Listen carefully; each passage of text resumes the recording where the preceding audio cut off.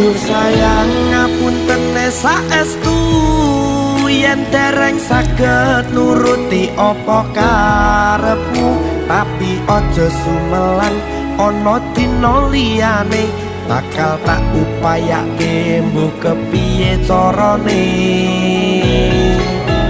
Tresnoku ora bakal luntur, sayangku ora bakal goyah senajan kahanane bubrah.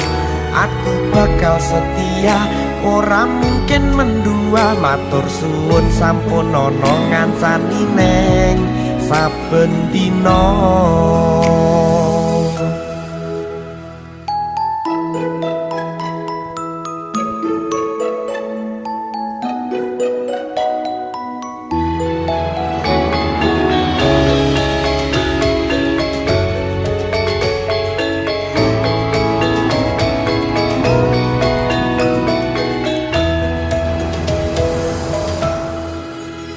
Cintaku mbok yo sampun le nesu kabeh iso rasah kudu